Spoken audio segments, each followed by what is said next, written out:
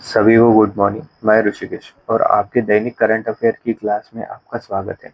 जैसा कि आप जानते हैं, प्रतियोगी परीक्षाओं में सफलता के लिए करंट अफेयर्स का महत्व कितना ज़्यादा है। अगले 10-15 मिनट में हम आज की सबसे महत्वपूर्ण खबरों का विश्लेषण करेंगे, जो आपकी परीक्षा के लिए सीधी प्रासंगिक है।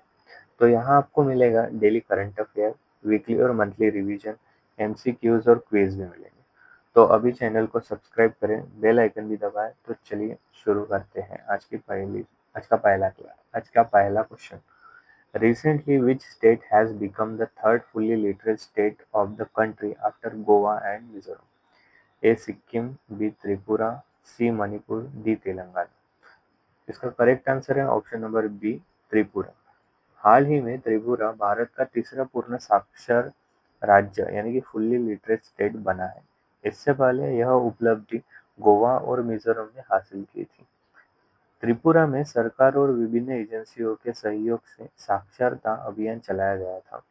लिखना पढ़ना न जानने वाले लोगों को शिक्षित किया गया है। अब राज्य के लगभग 100% लोग पढ़ना लिखना जानते हैं, इसलिए इसे फुल्ली लिटरेट स्टेट घोषित किया गया है। त्रिपुरा में टोटल 8 डिस्ट्रिक्ट हैं। West Tripura, north Tripura, south Tripura, Dhalai, Unakoti, Khowai, Sepahijala and Gomati. और त्रिपुरा बांग्लादेश के साथ बॉर्डर शेयर करता है और भारत में आसाम और मिजोरम के साथ बॉर्डर शेयर करता है। त्रिपुरा इंडिया का तीसरा सबसे छोटा राज्य है। ठीक है। पहला पूर्ण साक्षर राज्य है गोवा, जो कि एक यूटी है, और दूसरा है मिजोरम, तीसरा है त्रिपुरा। ठीक है। तो देखते हैं question number 2। UNESCO has included the Salkhan Fossil Park located in which state in its tentative list of the World Heritage Center? Option number A Uttar Pradesh, B Madhya Pradesh, C Himachal Pradesh, D Andhra Pradesh. तो इसका करेक्ट आंसर है option number A, Uttar Pradesh. हाल ही में UNESCO ने उत्तर प्रदेश के सोनभद्र जिले में स्थित सालखन जीवाश्म पार्क को अपनी tentative list of the world heritage site में शामिल किया है। सालखन जीवाश्म पार्क की कुछ खास बातें हैं। यह पार्क सोनभद्र जिले के सालखन गांव में स्थित है। यहाँ लगभग 1.6 अरब साल पुराने जीवाश्म पाए गए हैं, जो धरती के प्रारंभिक जीवन के प्रमाण देते हैं। यह जीवाश्म स्ट्रोमेटोलाइटिस नामक सूक्ष्म जीवों के हैं, जो पृथ्वी पर जीवन के प्रारंभिक रूपों में से एक थे। यह स्थान वैज्ञानिक और पुरातात्विक दृष्टि से अत्यंत महत्वपूर्ण है। टेंटेटिव लिस्ट वह प्रारंभिक सूची होती है जिसमें किसी भी स्थान को संभावित विश्व धरोहर स्थल के रूप में नामित किया जाता है। इसके बाद विस्तृत मूल्यांकन के बाद इसे विश्व धरोहर स्थल के रूप में मान्यता देता है। भारत में यूनेस्को विश्व धरोहर स्थलों की सूची में 43 स्थल हैं, जिनमें 35 सांस्कृतिक, 7 प्राकृतिक और एक मिश्रित स्थल शामिल है। इन सब स्थलों के नाम मैंने डिस्क्रिप्शन में दे दिए हैं। ठीक है।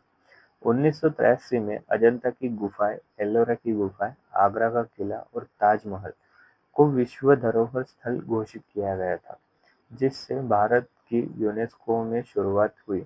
2024 में असम के मोईदम को भी विश्व धरोहर स्थल के रूप में शामिल किया गया है, जो अहोम राजवंश की टीला दफन प्रणाली है।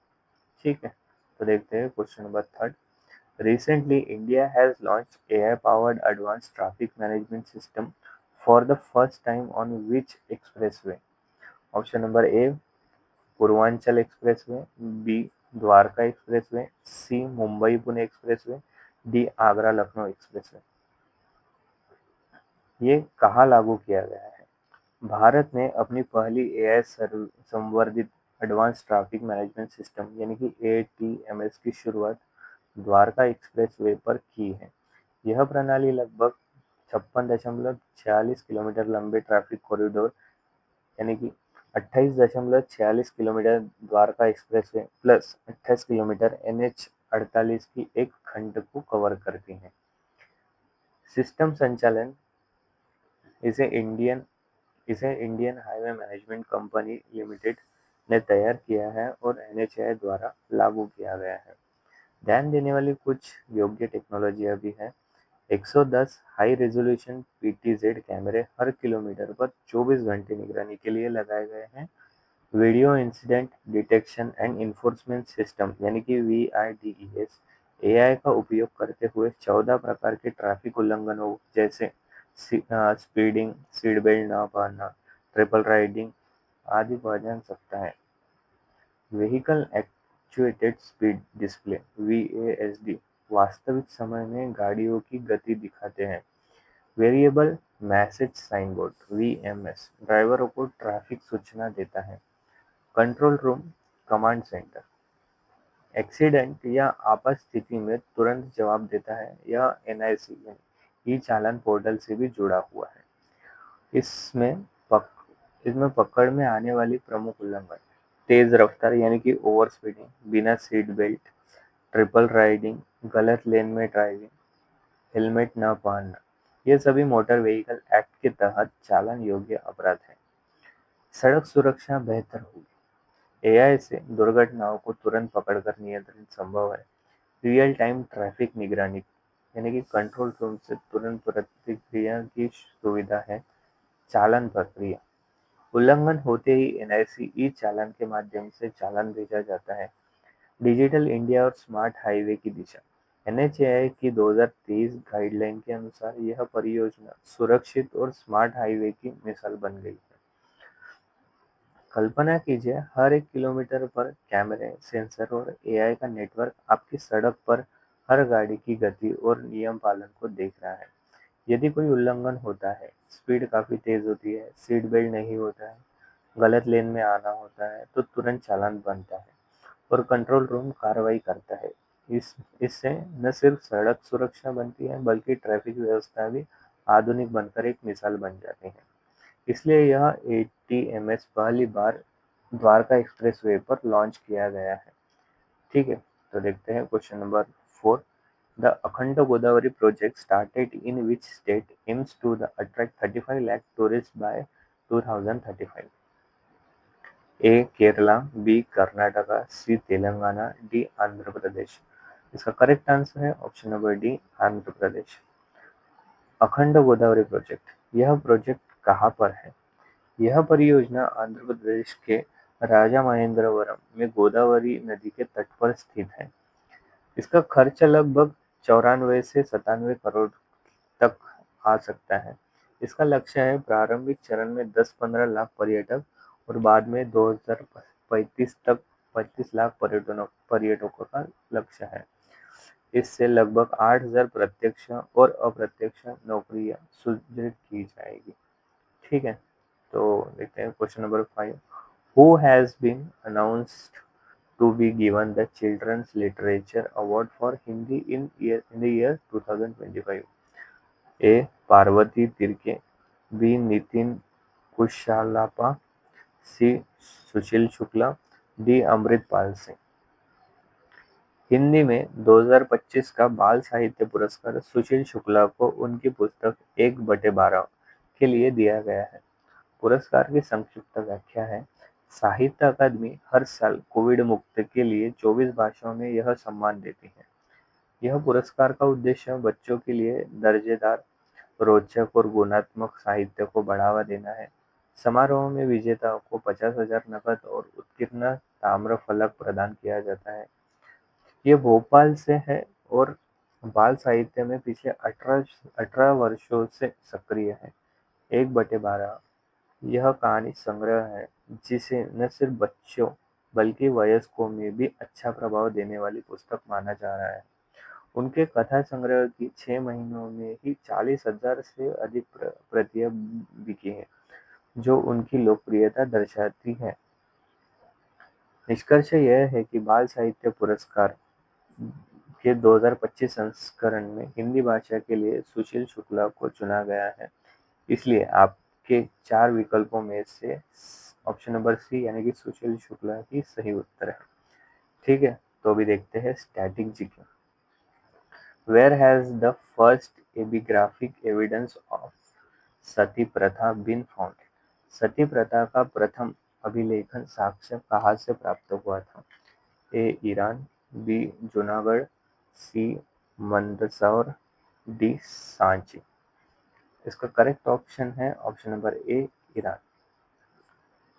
Question number 7. In which year was the Indian Academy of the Science founded by the V.C. Raman? भारतीय विज्ञान अकादमी की स्थापना सीवी रमन द्वारा किस वर्ष की गई थी? Option number A 1930, B 1932, C 1934, D 1954। ठीक है, इसका करेक्ट आंसर है ऑप्शन नंबर सी 1934। देखते हैं नेक्स्ट क्वेश्चन।